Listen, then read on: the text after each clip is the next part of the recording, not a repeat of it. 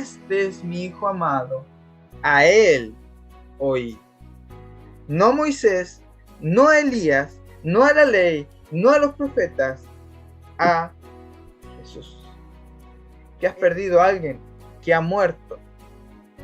Ha muerto. Y según muchos, sin recibir a Cristo, ¿está perdido? No está perdido. Para Cristo, Él no está perdido. Porque así como Él en Adán murió, ¿sabes qué? En Cristo es vivificado y será vivificado. Uno es en tiempo pasado y el otro está por suceder. Todos serán vivificados.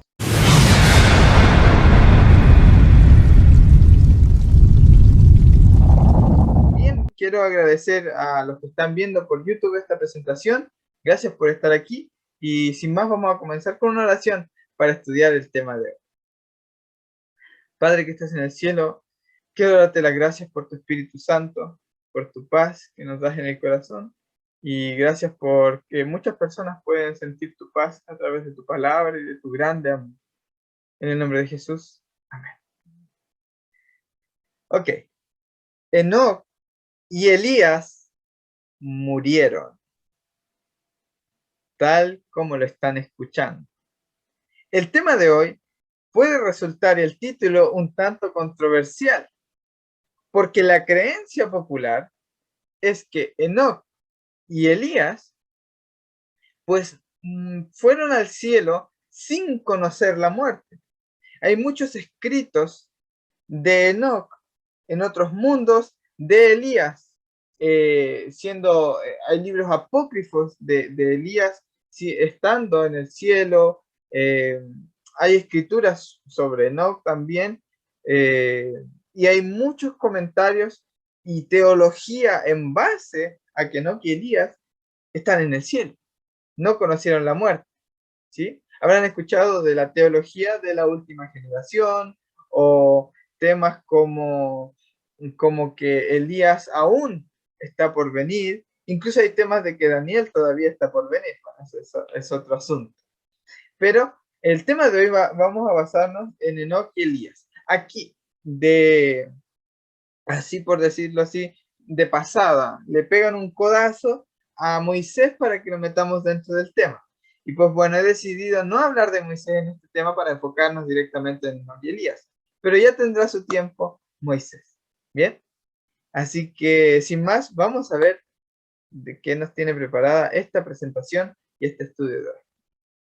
En Génesis 2:17 encontramos que mandó Jehová Dios al hombre diciendo: de todo árbol del huerto podrás comer, mas del árbol de la ciencia del bien y del mal no comerás. Ok, en primer lugar, quiero que sepan que el árbol en sí no es tanto lo que importa como la ciencia del bien y del mal. Cuando comieron del árbol de la ciencia, o cuando, como dice Pablo, la serpiente engañó a Eva y puso en sus sentidos un Jesús dual, un Jesús que no es un Jesús entero, otro espíritu diferente, puso otro evangelio en su mente, puso un Jesús que cuando tú te portas mal, pues entonces Él te castiga. Por eso se escondieron y tenían miedo, tiene sentido, ¿verdad? Y puso un Jesús que si tú te portas bien, que si tú trabajas, con tu esfuerzo te ganas una recompensa. Entonces entró la salvación por obras a la mente humana, como también entró la perdición por obras a la mente humana. El castigo, la concepción de un Dios que castigaba.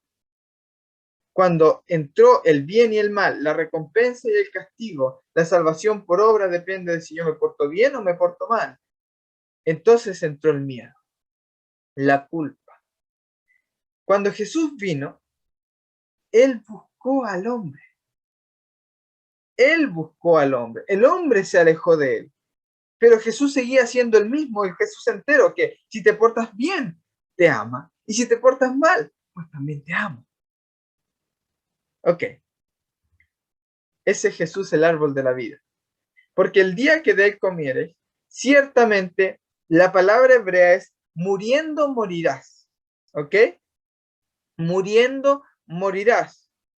Es decir, irás muriendo. Y esto que le dijo a Adán, los que no lo saben, y algunos muchos lo habrán estudiado, Adán significa humanidad, ¿ok?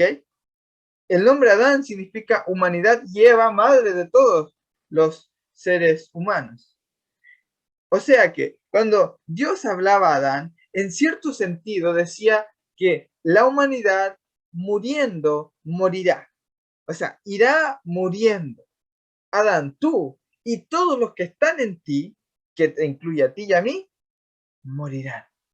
¿Ok? ¿Alguno puede decir en sentido espiritual? Pues claro que sí.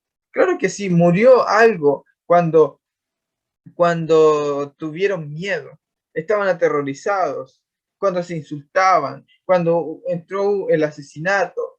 Claro que morían espiritualmente, pero también murieron físicamente, ¿ok? Y la muerte estaba ahora entrando a través del bien y del mal y del pecado a la humanidad, porque Adán significa humanidad. O sea que tú y yo estábamos encapsulados en Adán. O sea que todos entramos en el saco cuando Dios le dice a Adán que morirá. Génesis 5, 21 al 24 nos habla de Enoc, que básicamente fue séptimo desde Adán y estaba incluido dentro de esa humanidad de los hijos de Adán que Dios le dijo, el día que de comas, muriendo morirás. Vivió Enoc 65 años y engendró a Matusalén. Y esto es muy lindo porque, y caminó Enoc con Dios después que engendró a Matusalén. Quiere decir que, que Enoc, si bien conocía a Dios, no caminó con Dios, sino hasta que engendró a su primer hijo Matusalén. Cuando engendró a Matusalén, él se dio cuenta del afecto de un padre hacia un hijo. Entonces entendió que el carácter de Dios, que el amor de Dios para con él, era muy, muy fuerte, que quería pasar tiempo con él. Entonces Enoc se dedicó a caminar con Dios, con su papá. Pero luego vivió 300 años y engendró hijos e hijas. Y noten lo que dice. Fueron todos los días, atención, de Enoc 365 años.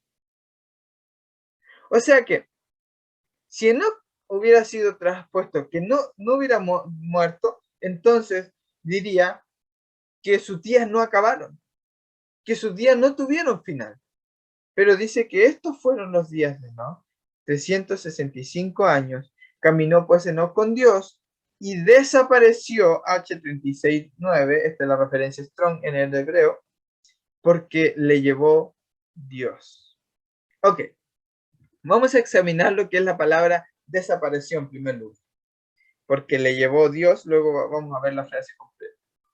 No es, no son, no era, no eran, dejar de ser. ¿Ok? La raíz primitiva significa ser nada o no existir, una no entidad generalmente usada en una partícula negativa. Así que la palabra que se utiliza en hebreo para que desapareció es que dejó de ser, es que no dejó de ser, dejó de existir. Esta palabra se utiliza comúnmente cuando se habla de la muerte.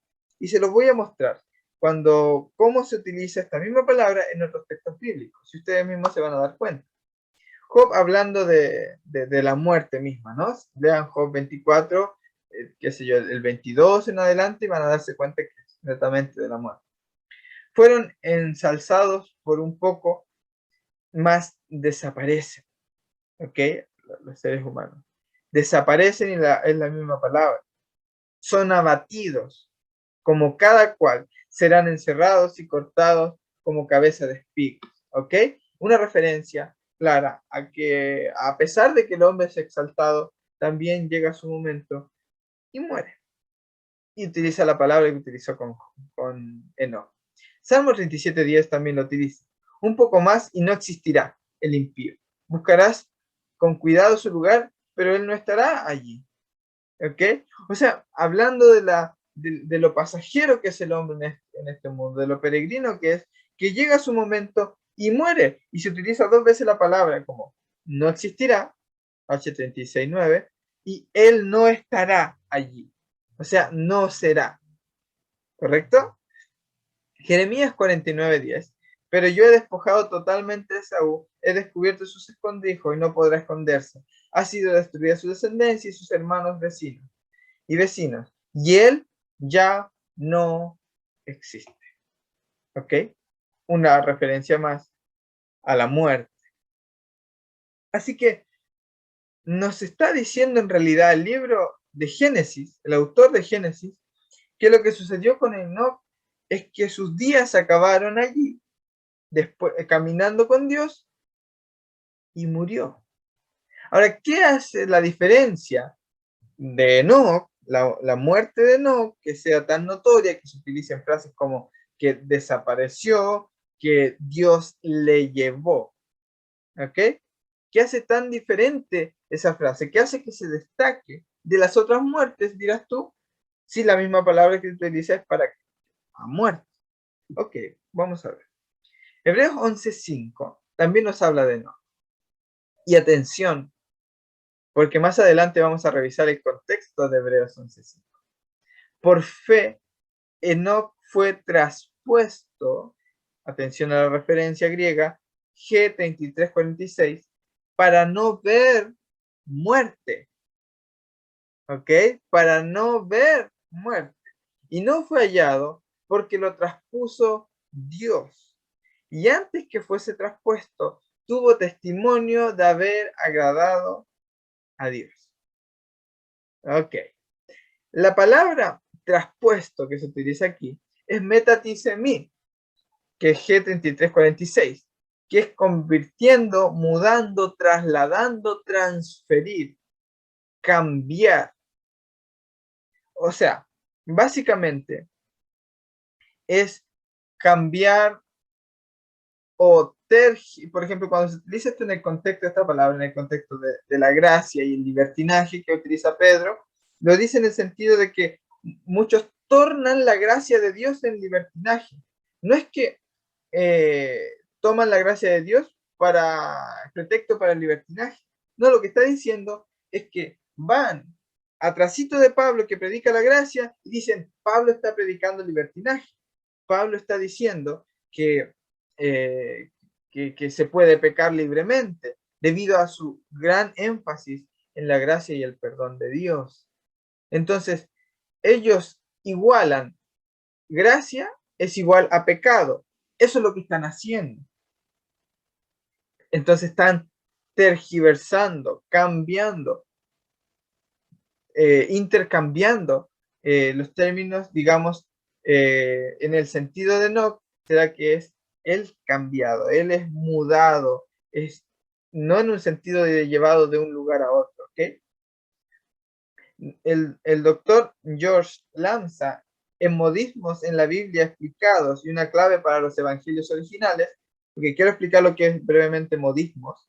Un modismo hebreo o griego es una frase que se utiliza comúnmente y que se entiende solamente en la cultura. ¿Ok?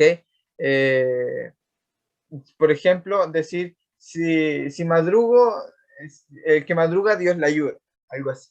Es como una frase que se utiliza comúnmente que quiere decir algo, que no es literal, que está queriendo dar a entender que te va a ir bien hoy porque te has levantado temprano.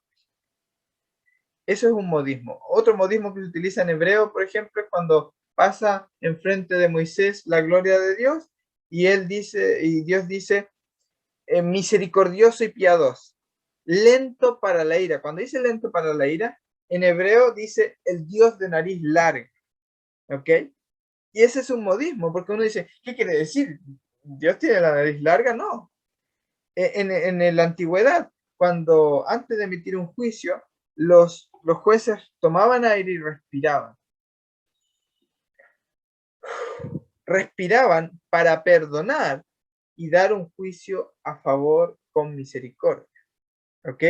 Y eso se le llamaba los jueces de nariz larga y se le llamó en Éxodo a Dios el Dios de nariz larga. ¿Ok? Lento para la ira. ¿Correcto? Ese es un modismo. Y esta frase que no ver muerte o que se lo llevó Dios es un modismo que explica este libro. dice que la expresión que Dios se lo llevó es un modismo del idioma semítico o hebreo o de la cultura que significa que murió sin dolor. Y no significa que no fue al cielo sin morir, sino que murió sin dolor, sino que murió sin ver morir a sus hijos, murió sin ver morir a su familia, murió sin sentir la pérdida o la separación de sus familiares y murió sin sufrir. Por eso dice, fue traspuesto para no ver muerte, no ver muerte. ¿Ok? Entonces, la idea que explica el doctor George es esa, es un modismo ya del hebreo, efectivamente. Y Pablo está escribiendo a los hebreos. ¿Ok? Ahora, vamos a revisar el contexto de Hebreos 11, porque enseguida vamos a entender algo mucho más allá, que vamos a ver que si lo entendemos por el lado de que Enoch fue llevado al cielo, se contradiciría completamente con su contexto. Vamos a ver Génesis 21:16. Aquí está la misma expresión de cuando dice que Enoch fue llevado, o Dios se lo llevó Dios sin ver muerte. Ella fue y se sentó enfrente, como un tiro de piedra, refiriéndose a, a la sierva de Sara, ¿no? Y porque dijo, no vea yo morir al niño, refiriéndose a Ismael. Y se sentó enfrente y alzó su voz y lloró. ¿Ok? Lo que no quería ella, no quería morir, porque la expresión hebrea es no vea yo muerto. No, lo que ella no quería es ver morir a su hijo. No quería sentir el dolor de que su hijo muriera. Cuando Enoch engendró a Matusalén, que es el énfasis que está dando Génesis, muestra la conexión que él logró tener con Dios gracias a lo que vio en la relación con su hijo. Le dolía tanto ver morir a su hijo. Es una imagen del Padre Celestial que tuvo que ver muerte. Y Dios le permitió a Enoch ser una imagen de él, pero a la vez le evitó no ver la muerte de su hijo. ¿Ok? No vea yo morir al niño. Es la misma expresión que se utiliza cuando dice que Enoch murió sin ver muerte. ¿Ok? Entonces, ¿se va entendiendo hasta ahora? Vamos a ver ahora lo del contexto de Hebreos 3, Hebreos 11. Ustedes saben que en Hebreos acabamos de terminar una serie completa sobre los héroes de la fe y en Hebreos aparece, comienza con, tenemos a Enoch, tenemos a Abel, tenemos a un sinnúmero de personajes, incluye a profetas, incluye grandes héroes de la fe. Y entre ellos tenemos a Enoch y el versículo que habíamos leído anteriormente. Pero noten lo que dice Hebreos 11:13, luego de haber mencionado a Enoch. Todos estos, incluido Enoch y los héroes de la fe, murieron. ¿Cómo que murieron? Es que ahora tiene sentido. Porque si uno leía, ok, Enoch fue traspuesto para no ver muerte. Y luego dice Hebreos, todos estos murieron, incluido evidentemente Enoch. ¿Cómo que murieron? Si me acaba de decir que Enoch no ha visto muerte. Ahora tiene sentido. Todos, incluido Enoch, estos murieron en fe, sin haber recibido las promesas, pero habiéndolas provisto y aceptado con gusto desde lejos, confesando que eran extranjeros y peregrinos sobre la tierra. ¿Ok? Así que Enoch también sabía que debía morir y Dios le permitió morir sin ver el muerte. Recuerden que en ese tiempo vivía mucho y Enoch murió antes que sus hijos. Hebreos 11, 39 al 40, noten lo que dice. Todos estos, habiendo obtenido aprobación por su fe, no recibieron la promesa, porque Dios había provisto algo mejor para nosotros a fin de que ellos no fuesen hechos perfectos sin nosotros. Enoch no ha recibido la promesa. Ahora esta promesa la estudiamos en el último tema de la serie. Pero Enoch no está en el cielo. Enoch no ha recibido lo prometido. Enoch murió como todos los otros héroes de la fe, como nos dice Hebreos 11:3.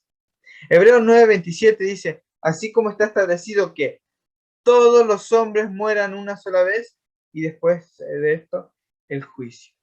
¿Ok? Que todos los hombres mueran una sola vez. Así que, el día que des comas, muriendo, morirás. Y eso incluía a Enoc, que era hijo de Adán, como tú y como yo. Eclesiastés 3:20. Todos van a un mismo lugar, todos han salido del polvo y todos vuelven al polvo. Ok, lo que quiero hacer énfasis aquí es en que Enoc básicamente simplemente está llevando y teniendo parte con lo que tuvo Adán. Adán estaba muriendo y con él todos sus hijos, incluido Enoc. Ahora, estoy mencionando todo esto no para dar una visión negativa, sino ya van a ver por qué. Porque Adán afecta a todos. Atención con esta frase. Adán afecta a todos. Por Adán, todos, todos, todos mueren. Sin excepción. Vamos a Elías. Y ya vamos a ver por qué es tan importante la frase de que en Adán todos mueren. Y Elías y los carros de fuego. ¿Qué pasa con Elías? ¿Ok? Vamos a estudiar lo que pasa con él. Ya vemos que Enoc murió. Pero, ¿y Elías? Segunda de Reyes 2:11. Y aconteció que mientras ellos iban andando y hablando, he aquí apareció un carro de fuego y caballos de fuego que separó a los dos. Ahora, atención, porque cuando ustedes ven la historia de Eliseo con Elías, ven que van caminando, ven que llega el tiempo y Elías dice, quédate aquí, yo voy a ir a tal ciudad, a Jericó. Y Eliseo le dice, vive Dios, que yo no te voy a dejar, no me voy a apartar de ti. Entonces lo acompaña. Y cuando llegan al lugar, vienen unos hijos de los profetas y le dicen a Eliseo, oye, ¿sabes que hoy día va a ser separado tu Señor de ti? ¿Va a ser separado tu Señor de ti? Atención, separado los dos. Va a ser quitado de ti. Y él dijo, sí, ya sé, cállense. Léalo así de como les dijo. Ya lo sé. Y bueno, Elías le dice, bueno, voy a ir a otra ciudad, tú quédate aquí, esto todo lo pueden leer en Reyes, ¿no? Tú quédate aquí y yo voy a ir allá a Betel. Y Eliseo la misma frase, vive Dios, si no te voy a dejar. Y bueno, y lo siguió a la ciudad. Llegan los hijos de los profetas, de forma muy extraña, y sabían. O sea, los hijos de los profetas sí sabían que Elías iba a ser separado de Eliseo. O sea, lo que le dicen no es que va a ser llevado al cielo, sino que va a ser separado de ti. Pueden leerlo ustedes mismos. Va a ser separado de ti. Va a ser quitado tu Señor de ti. ¿Sabes esto, verdad? Es decir, ya se callan. Tercer evento. Y Elías le dice, quédate aquí, ya, no me molestes más. Oh. Y Eliseo insiste y pues le sigue hasta la tercera ubicación y llegan los hijos de los profetas. ¿Sabes que tu Señor va a ser quitado de ti? Sí, ya se callaron. Y pasan el río. Y cuando llegan al lugar, encuentran y viene y separan los carros de fuego, caballos de fuego, los separa a los dos. Y Elías subió al cielo en un torbellino. Atención, porque el torbellino es un evento natural. ¿Ok? Subió al cielo en un torbellino. ¿Recuerdan cuando se presenta a Dios? Se presenta en un torbellino, pero un torbellino básicamente es un evento natural generado con el cielo que podemos ver nosotros. ¿Ok? Muy bien. Ahora, separó a los dos y cuando los separa a los dos, lo que dice Eliseo es lo siguiente, Señor, Dios de Israel, caballos de fuego y carros de fuego. carros de fuego y su gente de a caballo. Es la frase que utiliza. Pero cuando Eliseo está ya en las últimas, y otro profeta llega y le dice, carros de fuego, carros de Israel y su gente de a caballo. Lo utilizan. Esto es otro modismo que se utiliza en el hebreo. ¿Recuerdan cuando le abre los ojos a Jesse? ¿Qué es lo que ve? Carros de Israel y su gente de a caballo. Elías subió al cielo en un torbellino. ¿Ok? O sea, el carro de fuego y los caballos de fuego los separó. Pero Elías subió al cielo en un torbellino. Ahora, atención. Elías subió al cielo. Qué frase tan interesante. Juan 3:13. Nuestro Señor Jesucristo dice lo siguiente. Nadie ha subido al cielo. ¿Se fijan qué frase tan interesante? ¿Saben a quién está diciendo Jesús? Está Nicodemo. Un fariseo que conocía este famoso texto. Elías subió al cielo. Y Jesús va y directamente le dice, Nicodemo, nadie ha subido al cielo, sino el que descendió del cielo, el Hijo del Hombre que está en el cielo. Ok, a todo esto, ya les contaré, hay una serie que tenemos que se titula ¿Qué es? Estudiando qué es el cielo. Son 3 temas simplemente y está ahí en nuestro canal, dice cómo es el cielo, se llama la lista de reproducción. Así que ustedes pueden ir y revisar ese tema para ver lo que vamos a revisar del tercer cielo. Pero en un momento vamos allá. El término cielo, fíjense ustedes que está en Nehemías 9:6. Solo tú eres el Señor. Tú hiciste los cielos de los cielos, con todo su ejército, la tierra y todo lo que hay en ellos, los mares y todo lo que hay en ellos. Tú das vida a todos y el ejército de los cielos se postran ante ti. Deuteronomio 10:14, aquí al Señor tu Dios pertenecen los cielos y los cielos de los cielos, la tierra y todo lo que en ella hay. Salmo 68:73, cantada que cabalga sobre los cielos de los cielos, que son desde la antigüedad, y aquí él da su voz poderosa. O sea que habla de los cielos y de los cielos de los cielos. Hay, evidentemente, como tú muy bien sabes, más de un cielo.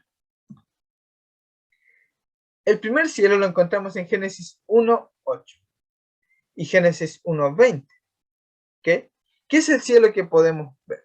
El cielo donde Dios llenó con aves, ¿sí? Las aves de los cielos.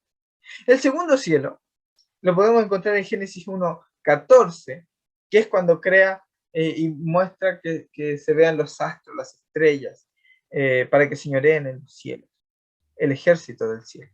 Génesis 15:5 también le dice a Abraham, sal afuera y cuenta las estrellas de los cielos, a ver si, mira al cielo y cuenta las estrellas, a ver si las puedes. ¿Ok?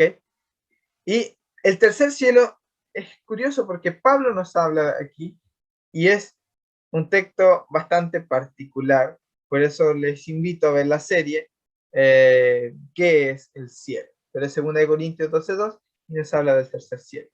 Así que Elías no necesariamente fue llevado, digamos, al cielo de Dios. Tal vez solo fue alzado al cielo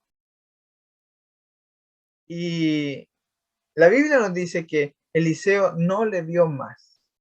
¿Saben cuando la Biblia también nos dice que a una persona le es separada de otra y no le ve más? Es con Felipe y el etíope. ¿Y a dónde es llevado Felipe? ¿Al cielo?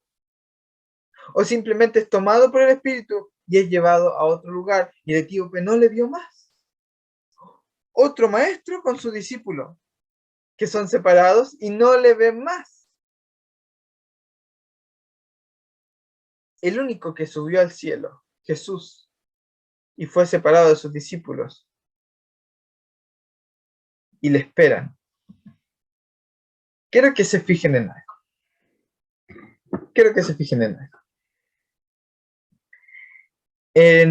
Cuando vemos el ministerio de Elías, ustedes pueden verlo aquí, Elías, el tiempo de su ministerio está aquí marcadito.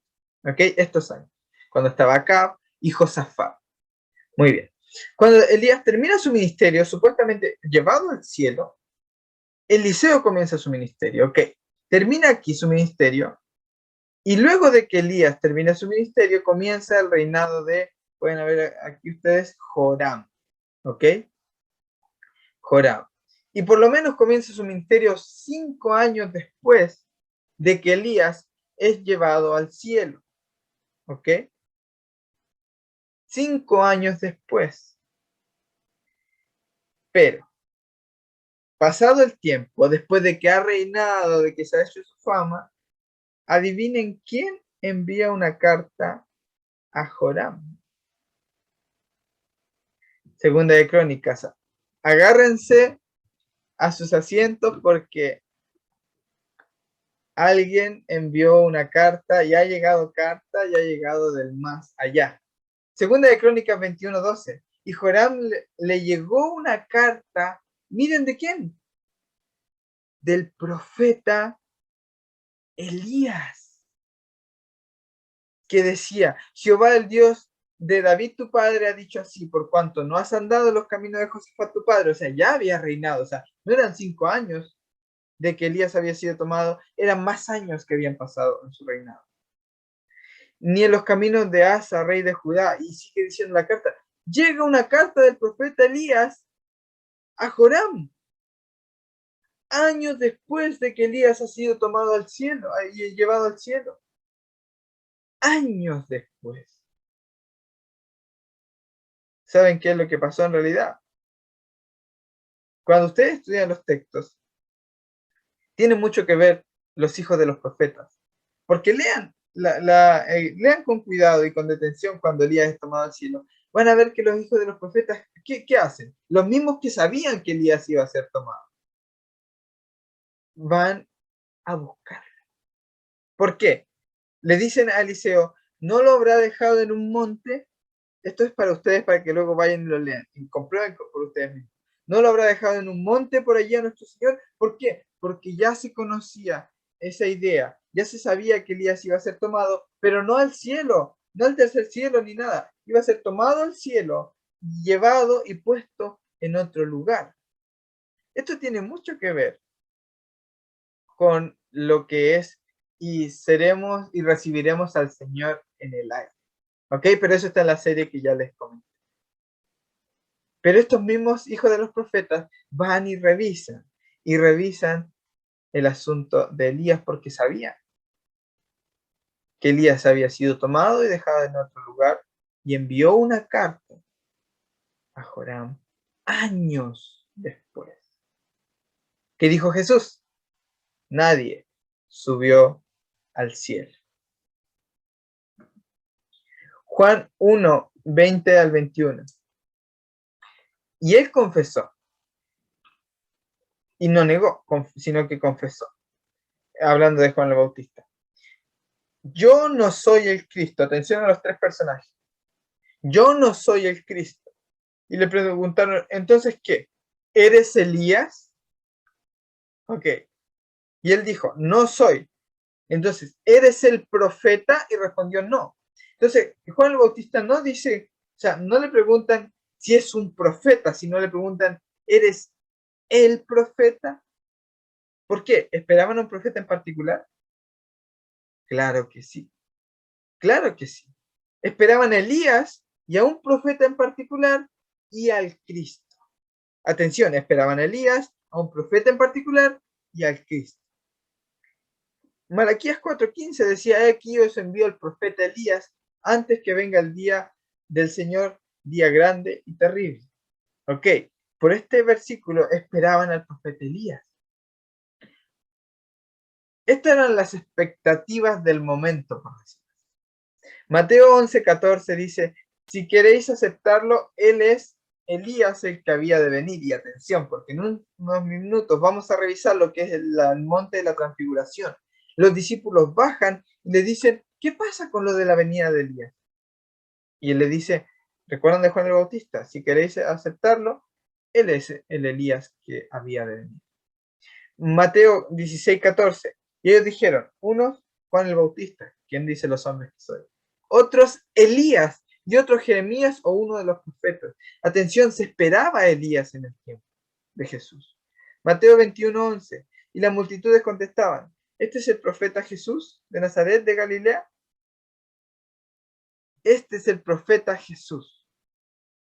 El profeta. Juan 1:22. Entonces dijeron, ¿quién eres? Para que podamos dar respuesta a los que nos enviaron. ¿Qué dices de ti mismo? Y le preguntaron y dijeron entonces, ¿por qué bautizas si tú no eres ni el Cristo, ni Elías, ni, no dice ni un profeta, sino ni el profeta? ¿Ok? Ya vamos a ver quién era ese el profeta. Juan 6:14. La gente entonces, al ver las señales que Jesús había hecho, decían, verdaderamente, este es el profeta que había de venir al mundo. El profeta. Entonces algunos de la multitud, cuando oyeron estas palabras, Juan 7:40, decían, verdaderamente este es el profeta que había de venir. Esas eran las expectativas. Se esperaba al Cristo, a Elías y el profeta. ¿Quién era el profeta? Deuteronomio 18:15, hablando Moisés. Un profeta en medio de ti, de tus hermanos, como yo. ¿Ok? Te levantará el Señor, tu Dios. Atención a la frase. A él oiréis. A él oiréis. ¿Quién es? Está hablando Moisés. O sea, en el tiempo aquel se esperaba o el Cristo por separado a Moisés y a Elías. ¿Ok? ¿Se entiende? Esa era la expectativa del tiempo. Es como si hoy en día, si Jesús, digamos, va a la iglesia mormona, esperan al ángel Moroni y esperan a José Smith. Y se presenta Jesús y se manifiesta a un lado José Smith y al otro lado Moroni. Y el padre dice, pero este es mi hijo. Él es la luz. Es como si Jesús viniese a la iglesia adventista y se presentara, estuviéramos esperando a Ellen White y a Guillermo Miller. Y entre los tres, ¿a quién vamos a oír? ¿Quién es más? Pues el padre diría evidentemente a mi hijo. Era la situación del momento. ¿A quién se esperaba?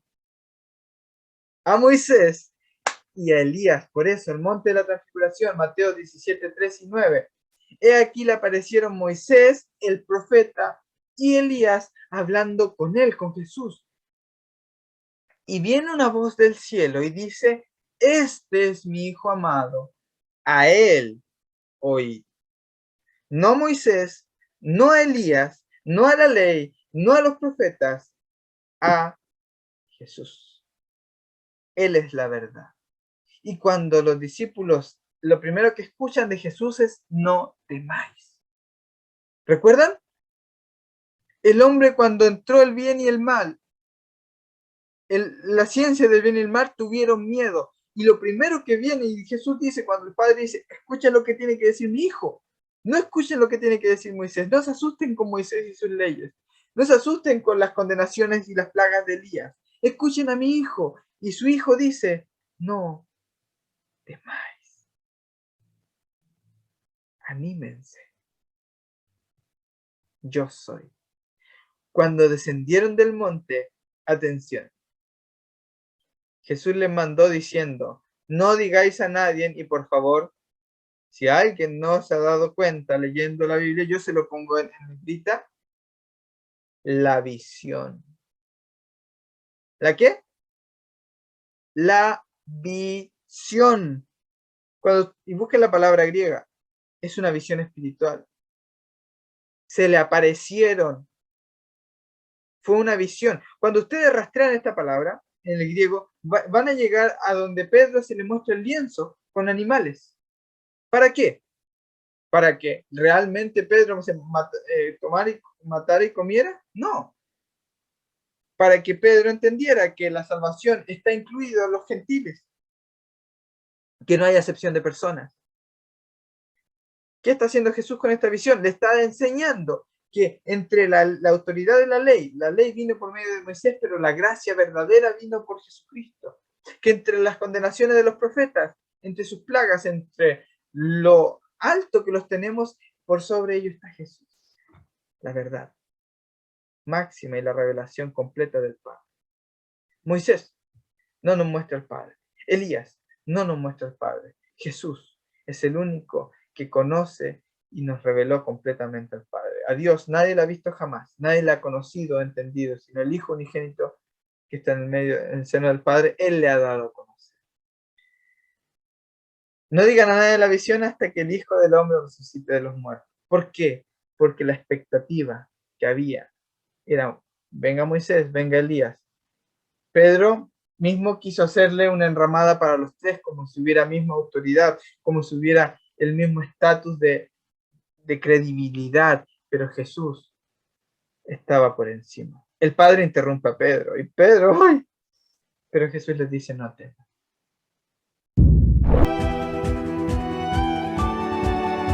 Entonces, ¿por qué estamos estudiando esto? Porque Elías también murió. Enoc murió. ¿Y saben qué? Todos murieron. 1 Corintios 15:22 dice, porque así como en Adán todos mueren, adivinen quién es el segundo Adán. Cristo. También, de la misma forma que en Adán, Moisés, Elías, tú y yo morimos, en Cristo todos serán vivificados. Ahora, Pablo está dando un énfasis más fuerte. Si bien todos mueren en un sentido espiritual y físico, en Cristo todos son vivificados en un sentido espiritual y físico. Rastreen la palabra vivificados. ¿Y será que vuelven a la vida en Cristo, a la nueva vida en Cristo? ¿Quién es? Todos. ¿Que has perdido a alguien que ha muerto? Ha muerto. Y según muchos sin recibir a Cristo, ¿está perdido? No está perdido. Para Cristo, Él no está perdido. Porque así como Él en Adán murió, ¿sabes qué? En Cristo es vivificado y será vivificado. Uno es en tiempo pasado y el otro está por suceder. Todos serán vivificados. Todos tus familiares perdidos serán vivificados, vueltos a la vida y no solo vueltos a la vida. Serán resucitados y serán transformados por Cristo. Porque todo lo que perdió Adán lo recupera Cristo.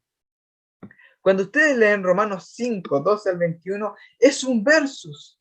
Pablo está haciendo una confrontación entre Adán y Cristo. Por tanto, como el pecado entró al mundo por un hombre, por tanto, por el pecado la muerte. ¿Y la muerte pasó a cuántos? ¿A cuántos? A todos los hombres, por cuanto todos pecaron. Pues antes de la ley había pecado en el mundo, y sigue explicando. Reinó la muerte desde Adán hasta Moisés. Y sigue hablando, figura de lo que había de venir, apuntando a Cristo. Y empieza. Pero el don no fue como la transgresión. Porque si por la transgresión de aquel uno murieron los muchos, es decir, todos, la palabra griega para los muchos es todos, abundaron mucho más para los muchos, o sea, para todos, la gracia y el don de Dios por la gracia de un hombre, Jesucristo. La muerte, todos transgredieron y murieron, pero abundó mucho más que todos esos pecados la gracia y el regalo de gracia a través de un hombre, Jesucristo. En Adán todos pecan, en Cristo todos reciben gracia y perdón. Y con el don no sucede como en el caso de aquel uno que pecó. ¿Por qué no sucede igual? Porque Pablo ni siquiera lo está equiparando, o sea, no los pone al mismo nivel a Adán con Jesús. Pone a Jesús por encima de Adán. Pone la gracia de Dios por encima del pecado del hombre. Y como en el don no sucede como en el caso de aquel que pecó, porque ciertamente el juicio vino a causa de un solo pecado para condenación, pero el don vino por causa de muchas transgresiones para justificación. Es decir, Adán fue el solito que pecó y los condenó a todos. Pero Cristo no solo levantó la condena de todos, sino que perdonó cada uno de tus pecados. Adán con un pecado los condenó a todos, Cristo justificó el pecado, todos los pecados de cada uno. Porque si por la transgresión de uno solo reinó la muerte, mucho más. ¿Se dan cuenta? No lo deja al mismo nivel, lo pone mucho más arriba. Reinarán en vida por uno solo, Jesucristo, los que reciben la abundancia de la gracia y el don de la justicia. Atención, porque esto es para los que creen en esta vida, ¿ok? Si reina la muerte y el pecado en tu vida, pues también mucho más, si recibes esa gracia y ese don en esta vida, reinarás. Por ese Jesucristo, por su gracia y por su justicia, reinarás en esta vida los que la reciban. Pero ¿saben qué? Sigue explicando. Así que como por la transgresión de uno vino la condenación, la sentencia a todos los hombres, de la misma manera por la justicia.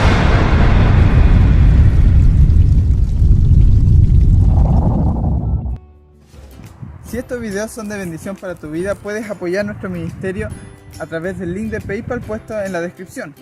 Y si has disfrutado de estos temas, puedes dejarnos tu me gusta, comentar qué fue lo que te ha gustado a ti y suscribirte para no perderte ninguno de nuestros nuevos estudios. Hasta luego y nos vemos pronto.